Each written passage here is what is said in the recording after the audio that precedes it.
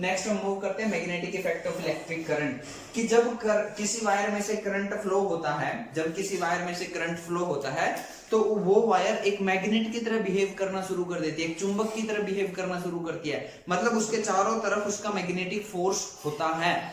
ये जो इफेक्ट था ये कोई स्पेशली डिस्कवर नहीं हुआ था, ये by chance by mistake discover हो गया था। किसने डिस्कवर किया था? हैंस क्रिश्चियन ओरेस्टेड ने इसको बाय मिस्टेक 1819 में डिस्कवर किया था। बात समझ में आ रही है? हैंस क्रिश्चियन ओरेस्टेड ने 1819 में इसको बाय मिस्टेक, गलती से डिस्कवर हो गया था।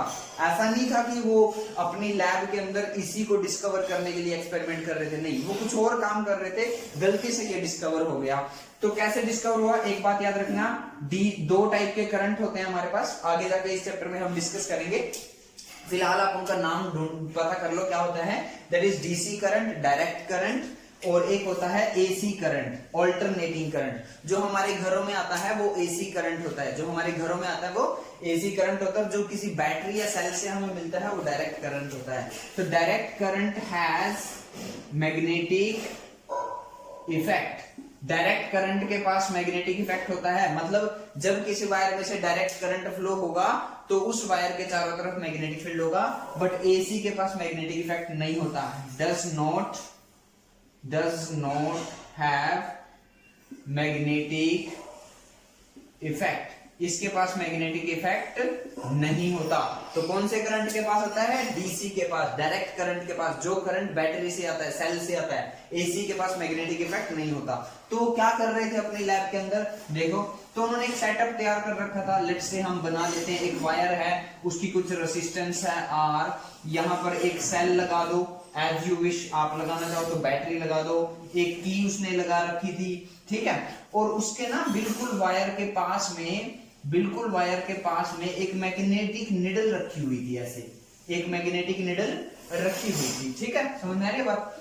तो उसने क्या किया, वो इस पे काम नहीं कर रहा था, वो वैसे ही रखी हुई थी नॉर्मली टेबल के ऊपर, जिस टेबल पे वो एक्सपेरिमेंट कर रहा था, और ये सेटअप उसका तैयार था। तो उसने जैसे ही इस की को, ये क्या है? बैटरी, ये क्या है? रेसिस्टेंस, ये क्या है? की। तो इसने क्या किया, जैसे इस की को ऑन किया, तो जैसे ही की को ऑन करेगा ये सर्किट क्लोज हो जाएगी, तो बैटरी के पॉजिटिव से करंट चलना स्टार्ट हो जाएगा। तो ये ऐसे करंट जाएगा, ये करंट की डायरेक्शन मैंने आपको दिखा दी, ऐसे करंट जाना स्टार्ट हो गया। तो जैसे ही ये करंट जाना स्टार्ट हुआ और ये मैग्नेटिक निडल डिफ्लेक्शन शो कर गई, ये ऐसे रखी हुई थी और ये ऐसे हो गई, ब्लैक कलर की मतलब जो ब्लैक कलर से मैंने बनाया वैसे रखी हुई थी, बाद में रेड जैसे बना हुआ वैसे बन गई। तो वो बड़ा हैरान हुआ, हैंस क्रिश्चियन ओरेस्टेड। उसने कहा कि एक चीज उसके पास में रखी हुई थी वो हिली है, मैग्नेटिक निडल मूवमेंट शो की है, डिफ्लेक्शन शो की है, उसने तो उसको टच नहीं किया। कोई और उस लैब में बैठा नहीं था कि जिसने उसको मूव करा दिया हो, हिला दिया हो, नहीं, ऐसा तो नहीं हुआ ना। तो फिर कौन है? फिर उसने क्या किया, इस की को ओपन कर दिया, मतलब ये सर्किट को डिस्कनेक्ट कर दिया। तो सर्किट को डिस्कनेक्ट किया तो ये जो निडल थी ये फिर दोबारा अपनी ओरिजिनल पोजीशन में आ गई। फिर की को ऑन किया, फिर ये डिफ्लेक्शन शो करता है, फिर की को ऑफ करता है, फिर ये अपनी ओरिजिनल पोजीशन में आ जाता है। तो ये टैप करता है, टैप मतलब समझते हो ना, ये की ऐसे रखी होती है, ये इस की को ऐसे टैप कर सकते हैं। तो जैसे ही वो टैप करता है डिफ्लेक्शन शो होती है, टैप नहीं करता है दोबारा से वो ओरिजिनल पोजीशन में आ जाती है। तो ये उसने कहा। और एक मैग्नेटिक निडल को कौन मूव करा सकता है बिना टच किए, बिना, देखो इस मार्कर को मुझे मूवमेंट करानी है, डिफ्लेक्शन करनी है, तो मैं क्या करूंगा, हैंड से इसको पिक करूंगा, मूवमेंट करवा दूंगा। लेकिन उस मैग्नेटिक निडल पे तो ऐसा नहीं हो रहा, वो हैंड से तो उसको मूव नहीं करा रहा, वो फ्रीली अपने आप ही मूव कर रही है। तो मैग्नेटिक निडल को कौन मूव करा सकता है? मैग्नेटिक निडल को कोई दूसरी मैग्नेट मूव करा सकती है, और आसपास कोई मैग्नेट रखी हुई नहीं थी। तो उसने ये कंक्लूजन निकाला कि मेरी जिस वायर में से करंट जा रहा है ना, वो वायर मैग्नेट की तरह बिहेव करने लगी है, मतलब उस मैग्नेट के चारों तरफ मैग्नेटिक फील्ड है। तो मैं डेफिनेशन आपको बोल रहा हूं, वो याद कर लेना। The phenomena of production of magnetic field around a current carrying conductor is known as magnetic effect of electric current. दोबारा सुन लीजिए, the phenomena of production of magnetic field around a current carrying conductor is called magnetic field. एक ऐसी wire जिसमें से current जा रहा है उसके चारों तरफ मैग्नेटिक फील्ड का बन जाना is called magnetic effect of electric current. बात समझ में आई? अब क्वेश्चन ये अराइज होता है कि करंट की डायरेक्शन को हम चाहे तो बदल सकते हैं। देखो अभी करंट ऐसे जा रहा है, अगर मैं बैटरी का पॉजिटिव इस साइड कर दूं, नेगेटिव इस साइड कर दूं, तो करंट की डायरेक्शन चेंज हो जाएगी। तो इस हिसाब से डिफ्लेक्शन में भी चेंज आएगा।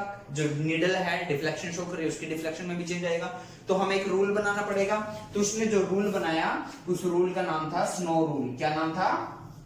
Snow rule. ये बात बड़ा आसान है, बड़ा सिंपल है, ध्यान से समझना। स्नो रूल, इसमें ये स्नो, देखो ओ का कोई मीनिंग नहीं है, ओ का इसमें कोई मीनिंग नहीं है, एस का अपना मीनिंग है, एन का अपना मीनिंग है और डब्ल्यू का अपना मीनिंग है। ध्यान से समझना है हमें। तो वो कहता है स्नो रूल क्या है कि अगर किसी वायर में से करंट साउथ से नॉर्थ जा रहा है, करंट साउथ से नॉर्थ जा रहा है, तो उस वायर के पास में रखी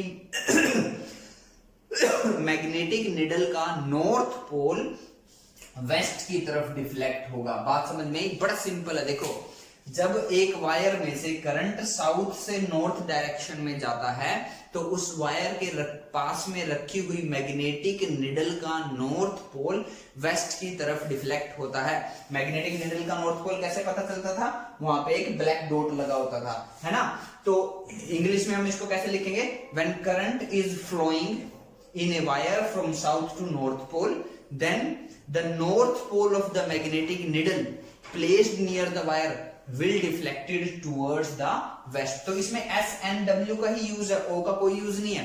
तो एस एन डब्ल्यू बोलते तो प्रोनाउंसिएशन नहीं हो सकती थी एस एन डब्ल्यू की, तो उसने जानबूझकर इसको स्नो बना दिया क्योंकि स्नो हम बोल सकते हैं। तो स्नो रूल में एस एन डब्ल्यू का अपना मीनिंग है, ओ का कोई मीनिंग नहीं है। जाते जाते लास्ट में एक बार और रिपीट कर देता हूं।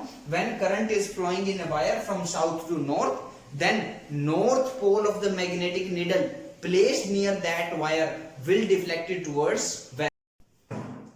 so ये दो मैग्नेट है जिनकी हम बात कर रहे हैं। तो देखो इन मैग्नेट को जब मैं पास में लेके आऊंगा तो देखो ये एक दूसरे के साथ स्टिक कर गई, मतलब ये एक दूसरे को क्या कर रही हैं? अट्रैक्ट। और अगर मैं इसको चेंज करके ऐसे और फिर इसके पास लेके आने की कोशिश करूंगा तो देखो मैं कितनी मर्जी फोर्स लगा लूं, ये एक दूसरे को रिपेल कर रहे हैं, एक दूसरे के साथ स्टिक नहीं हो रहे, मतलब एक दूसरे को क्या कर रहे हैं? रिपेल। तो याद रखना मैग्नेट के दो पोल्स होते हैं, दो पोल्स में से like poles repel each other, एक जैसे पोल एक दूसरे को रिपेल करेंगे, unlike poles attract each other, और अलग अलग पोल्स एक दूसरे को अट्रैक्ट करेंगे। तो मतलब नॉर्थ की तरफ नॉर्थ आएगा तो क्या होगी? रिपल्शन। तो नॉर्थ नॉर्थ में क्या होगी? रिपल्शन। साउथ साउथ में भी क्या होगी? रिपल्शन। बट नॉर्थ साउथ की तरफ क्या होगा? अट्रैक्शन। तो देखो मैं जब इनको पास में लेके आता हूं तो ये दोनों एक दूसरे के साथ स्टिक कर गए। इसका मतलब, इसका मीन्स ये है कि अगर ये नॉर्थ पोल था तो ये साउथ पोल होगा, या उल्टा भी हो सकता है, ये साउथ पोल होगा तो ये नॉर्थ पोल होगा। बट जब मैं इसको ऐसे चेंज करके इसके पास लेके आता हूं तो इनमें रिपल्शन स्टार्ट होगी। इट मींस इस मैग्नेट का ये भी नॉर्थ पोल है और ये भी नॉर्थ पोल है, या फिर इस मैग्नेट का ये अगर साउथ पोल है तो ये भी साउथ पोल है, क्योंकि देखो पास में लाने पर क्या हो रही है? रिपल्शन। अभी क्या हो रही है? रिपल्शन। देखो मैं फोर्स लगा रहा हूं बट ये मिल नहीं पा रहे हैं। और अगर मैं इनको ऐसे इसको रिवर्स करके लेके आता हूं तो ये स्टिक कर जाते हैं। तो याद रखना सेम पोल्स में क्या होती है? रिपल्शन, और अलग अलग पोल्स में क्या होती है? अट्रैक्शन। नॉर्थ नॉर्थ में रिपल्शन, साउथ साउथ में रिपल्शन, बट नॉर्थ साउथ में अट्रैक्शन। तो आज के इस वीडियो में इतना ही। जल्दी से वीडियो को पॉज करो, स्क्रीनशॉट लो, अपनी कॉपी में नोट करो। तो आज के इस वीडियो में इतना ही। Thank you.